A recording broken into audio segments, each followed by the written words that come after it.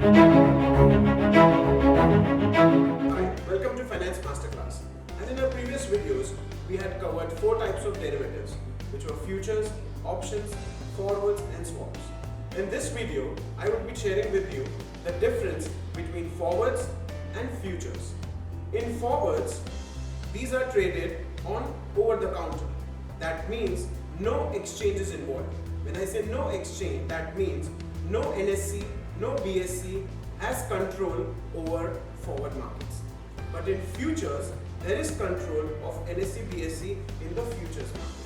So can I say that futures are more regulated and forwards are less regulated?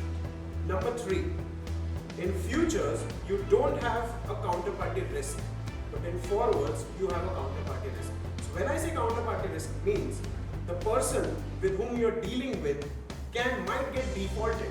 So if you buy or decide to bet on something with the other person, there are chances on the date when you want to exchange the cash flows, he might run away, or he might think that you might run away. So this causes a counterparty risk, which has been neglected in futures because of NSE, BSE and SEBI. So these are the differences between futures and forwards.